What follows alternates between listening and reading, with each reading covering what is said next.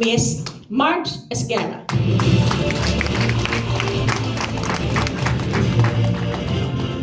Thank you so much for the wonderful introduction to our moderator. Maayong gabi sa tanan? Maayong gabi. Abi ko magbisita ako din I was just seated silently there, but Sir Nathan Manggod na nakitaan ko niya. Anyway, it's an opportunity to share also my journey, a little of my journey here in Cebu. So, okay ba ang Cebu? Yes! Katagakagayan ba ako? Okay, so sige. Good evening again. So, once again, I am Margie Rodas Esguerra.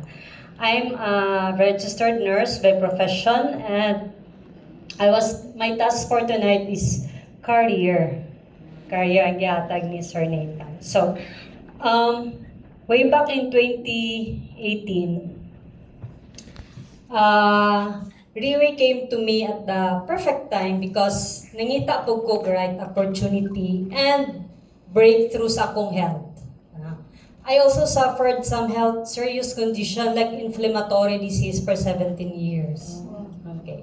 But since career gusto ko mag-focus. So, before, I'm that type of person na I really want, I have dreams in life, but dili man gid ko nga naka-ambisyosa. No? But before, when I look back, my first job, since I'm a registered nurse, I did not go abroad instantly, no, compared to my mga classmates.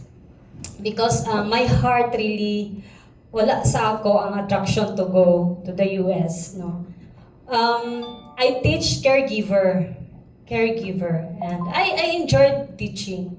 But there was a time, nga snack time, I'm so hungry. And when I look at my wallet, murag tilok lang nako ang sinsilyo just to buy 1 piece of bread nga tag 5 pesos. The bakery is just beside the school that I was teaching. And then, my brother-in-law passed by and said, "Hi, Marge." So, dili ko kaingon sa iya mga unta because I only have 1 piece of bread cost 5 pesos. So, when I look back, before that time, wala man ko nag-self-pity. It's okay for me, no? But when I look back, kaluoy din ako sa una, no? Kanang na-experience na ko, pero wala man gid ko nag-self-pity that time. Even, kanang mga coins na mo, ginatilok na mo sa kong husband just to buy diaper. Because there is a season, di ba, kung nanatay baby, tanan paingon sa gatas o diaper, wala naging mabilin, basta mas sigurado lang yun ang gatas o diaper. Well, and so after teaching, I quit that teaching job because gusto gyud ko mamaligya.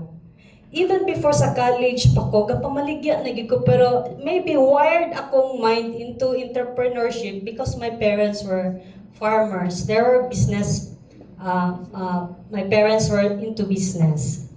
So, well, nag-employ ko to Red Cross as a phlebotomist, so minimum wage gyapon. I side hustle nga mamaligya po kong health supplement. No, it's not really. That was long time ago. Something kanang magpatabag og paniwang o magpatambok. I don't know if na mo idea na. I've been into that for 15 years. I even has maintained my discount for personal use until now because I love the product. But for 15 years, I said to myself, this is too long, no? Nga wala na ko na-experience ang freedom, financial freedom. And so, with that, nag-venture na pod ko into, I quit that job again sa Red Cross. Then, nagsulod ko sa, nag-go back ko sa hospital as an ER nurse for 6 years. So, but my contract was 2 years because my intention was to get an experience to go abroad. Pero wala lagi sa akong heart ang go abroad. And so, again, minimum wage for 6 years na kaya na ako. So, dili na ko, I cannot, kay nag-edad na ko. So, I need to find nga, kanang maka-breakthrough gid ko, maka-help ko sa family. So, I went to our hometown, kay naaman ko yung parcel of land nga nahatag sa akong parents na pamana. So nag-farming ko. And farming is so hard, very difficult kayo. Mainitan pa imong beauty, madisbeauty, kagayo sa kainin. So, ko, Lord, hindi na ako kaya, Lord. So, I really praise farmers ka. Grabe ang ilang attitude, no? So, grabe kayo ilang faith, no? Dili na pa ni kaya, Lord. So, Lord, I was praying, Lord, tagaay kog opportunity because I am now ready to become successful. And that time I was 45 years old na, and I was able to read a book, and it says there that if you are 45 and you are still not self-sufficient, the self-sufficient nga meaning is kana bitang even in your basic needs manghulam gihapon ka kay kulang. No, even sa kuryente, sa grocery, kulang. So yung kuhalak ka, dapat wala pagyuday, dili pagyuday ko self-sufficient kay makapangutang pamanggid ko at the age at 45. And so, here comes my best friend in my previous company nga 15 years ko dito, ingon siya, March, kanang nararaba ko'y, kanang naatinan, nga, nindot po siya, kanang iya kong gi-inform because best friend man me and she knows my health condition. Kapwede ka maminaw, much basin mauna gid ni yung makahatag, makaayos sa imoha. But you know, I'm a nurse, right? Dili dahin ko, dali ma-influence. So, 5 times na-refuse na ko ito nga invitation, but the first OPP that I had, I seated at the back. No kay late pagid ko. But lo and behold, God was so good, and I was blessed after that OPP presentation because the one who gave the testimony was a doctor. And so I mellowed down, no, and listened. And the time I went home, murag di na gyud ko katulog because I want to take the product. I woke up 4 a.m. in the morning and I really cried and cried and cried. Why? Because I saw something, the opportunity. And so, I cannot afford. Why? Because of my salary. Even one bottle, I cannot afford. But I told one of the leaders, Sir, is there any way I can take this for free? Yes, ma'am. Nah. So, sir, please teach me how. Please teach me how because I'm really interested to take. So, that's the history, no? All history na lang to tanan. Because that person who told me, nga if you do this, just like what Sir, our BD, presented in our marketing plan. That one presentation about opportunity, the one speaking in front asked me, Ma'am, just an honest answer. Unsa gyud imong gusto nga monthly income, salary monthly? Sa imong situation karon, kanang happy na gyud ka, happy na ka ba? Ingon ko, sir, 100,000 sir a month. Sobra na gyud na sir. Why? Because among house amortization 10, among car 15, oh. Sobra na gyud kay, happy na gyud kay ko ana sir. Don't you know ma'am nga upat lang na siya? Di ko kalimot ana. Upat lang gyud na siya ka tao nga imong ma-influence to take the therapy.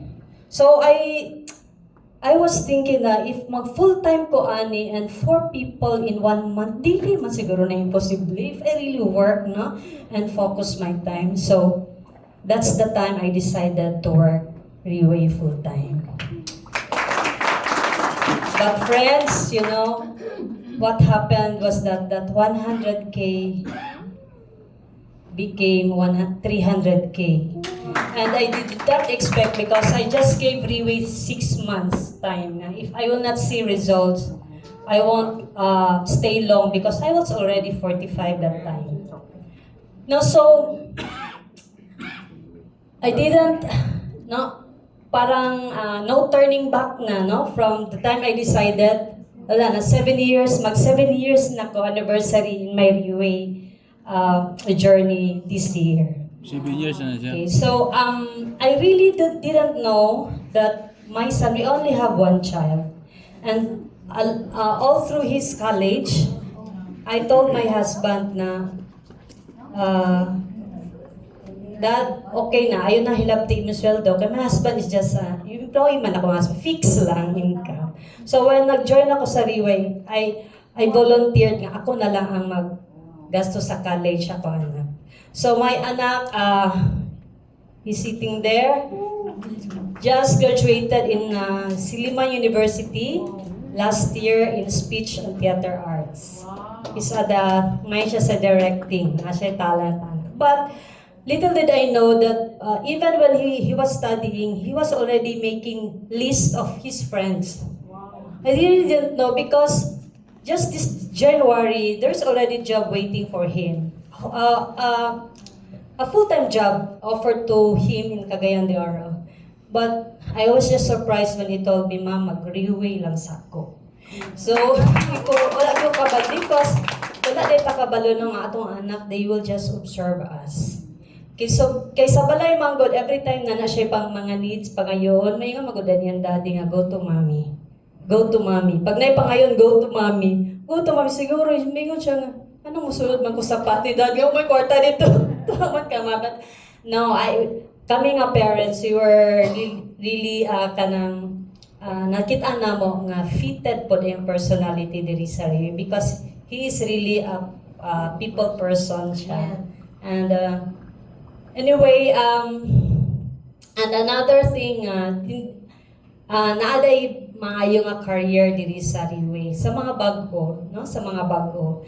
Because siguro ang akong passport na not less than 30 na siguro na ang tatak sa outside international since pagsugod na ko sa Riway. Di ba, before gusto ko hunta, maka-abroad ko kay higher dito, no? But because may value dili man gyud because I cannot leave my family. Duha lang sila, biyan pagod na ako, no?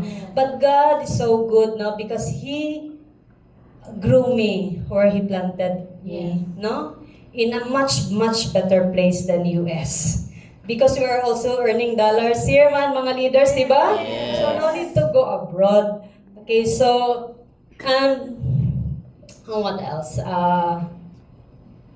There was a time, I don't know what year is that, but I was just keep on praising the Lord nga, Lord, no? So, kung wala pa yun ako ni siya na meet si Riway, I don't know if na-experience na ako ni, because there was 1 month that I calculated that I receive incentive or our commission there is a Riway in form of RW match to 6 years of my salary in the hospital in just 1 month. Yes. No, so wow Lord, no, wala gyud ay ko nagkamali sa akong desisyon.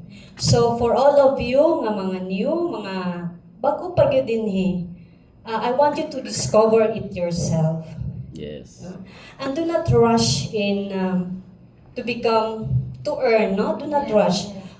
Because for me, as a leader, I believe there are important phases that we need to go through. And you need to trust that process. And number 1 is learning. You have to learn because our knowledge is our foundation.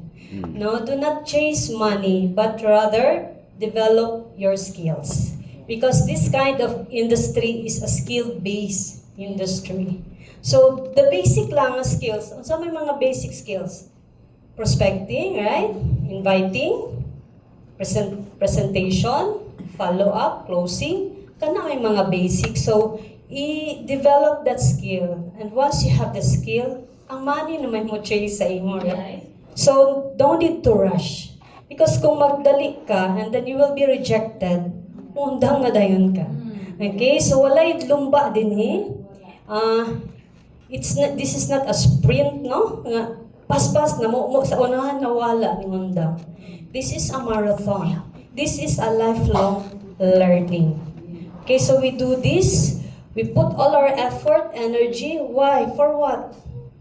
For what? This is for our family, na? Para sa atong pamilya nga malipay sila. And for others, knowing our passion here is to really help people to have a better health and a better life. So we need also to know our passion. So dili lang ni kwarta-kwarta diri na, it's all about growing yourself, develop yourself, the best version of yourself. And of course, our logo. No, our company believes that for us to become successful, we need to have balance in all areas in that core values of ours. And I think that's the reason why until now, I'm still here because I love the values of UA. So for all of those who are new, learn more, no? Stay balik-balik and discover because ingon lagi sila, the more you know Riway, the more gini mo siya ma-appreciate for yourself and your family. So I guess kana lang siguro akong ma-share sa inyo. Good evening.